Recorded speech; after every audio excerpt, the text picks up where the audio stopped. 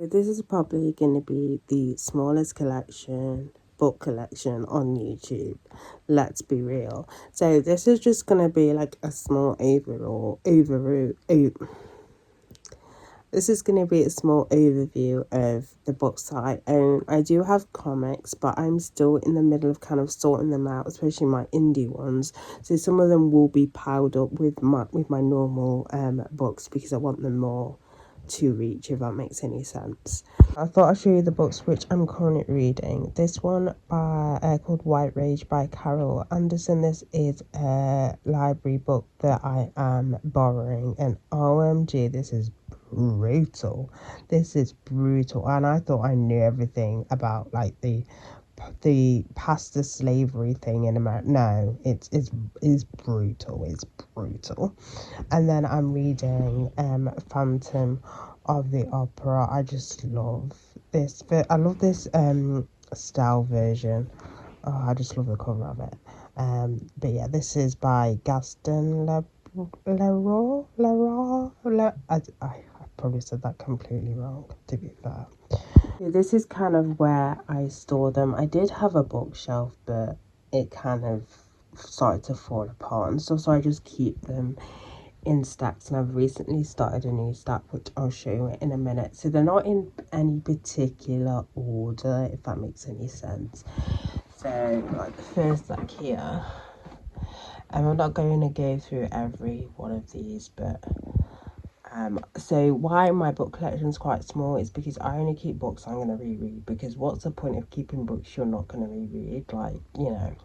So this series, I really liked The Rain, but the second book wasn't as good, but I keep the second book anyway because it's obviously part of it, but the first one was so much better, and that's by Virginia Bergin. So yeah, and then I've actually still not seen the film of everything. But yeah, Steve Cavana, I think that's how you pronounce it. He's like, so my first kind of best kind of favorite writer is Dan Brown, but Steve Cavana is becoming my second because I love it. So I have Kill for Me, Kill for You, 13, The Accomplice. 13 is probably my favourite one so far. And then I have an elevator pitch by Linwood Barclay. He's supposed to be a really good one, but I've only read one of his books, which is this one. And then, as I said, the Dan Brown collection. Not Digital Fortress, Deception Point, favourite Dan Brown book. But if you saw my recent review of the recent book, which is The Secrets of Secrets, that's kind of taken over, but them two are my like favourite books by him. And then this is like a mix of everything. We ignore this bit. But yeah, so we kind of ignore this, but this one's a good one. It's about the guy who has DID, I think that's what it's short for. It's like the first guy that got out of a conviction for having that. That one's a good one as well. That one looks into kind of like asylums in like years and years ago and stuff. This is like a cute like series comic by Philippa Wright, who got Soppy and Baby. Any OG PewDiePie fans will know this book. This book loves you. That's just like the Book of Psalms project which I did, and these are other like photo book kind of like projects and stuff. I did a video on this one, I think. Yeah. That story is insane. The Baby Thief by Barrett. I can't even say that name. That story's insane. And then we've got some more here. I used to be a heavily fan of Middleton. I did have more of his books, but I've kind of gone off him. I really have. He's very, I don't know. I'm just not gonna get into it. That one, Crystal Hefner, Only Say Good Things. That's another kind of tragic one. If you didn't know, Crystal was part of the kind of she was married to Hugh Hefner, basically.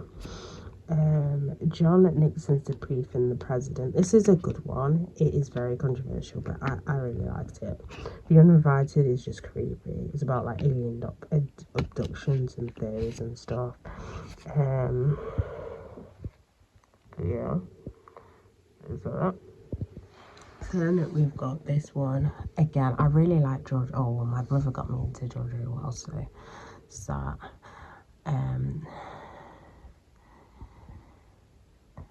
That one's a pretty good one. It's kind of like trippy kind of things, like adult kind of fantasy tales and stuff. It's kind of takes on like fairy tale stories. The Lovely Bones. If you've only watched the film, I highly recommend you read the book. The Lovely Bones by Alice Seahold. Unless you're a child, don't read the book, because, whoa. I thought the movie was depressing. The book is 10 times worse. Like, it's mental. That should really be up there. I don't know why it's like there, but anyway. Rachel Smith is my favorite indie comic writer. She's very, apart from The Rabbit, which is one weird kind of thing, but it still has kind of like a story link to it, and Artificial Flowers, her kind of more kind of biography thing. She opens up of her struggles and stuff, which is really good. So yeah, Bad Paris is another one that I like, saying that I've only read 2 of her books. Yeah, Cinderella is a good one. That's a take, not Cinderella, Geekerella is a take on Cinderella, that's what I'm about to say. Yeah, Alice. So you've got Alice and the Red Queen, both by Christina Henry. Again, I prefer Alice to the Red Queen. It's like a messed up version, like really like messed up version of Alice in Wonderland. It is a good one. And this is a third column. A lot of it is photo books. Got Edgar Allan Poe at the bottom, face paint, and then this is like a comic series. What's it called again?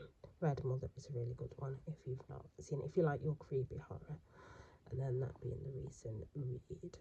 I no longer have a TBR pile, but I literally only have 3 books on it anyway. But the third pile used to be my TBR pile, but if I pile any more on those things, it's gonna kind of topple over. That's why I started a new pile. But yeah, that's basically an overall of my book collection. Let me know if you do want to see my comic collection, which won't be for a while now anyway, but you saw some of the indie ones that I have, so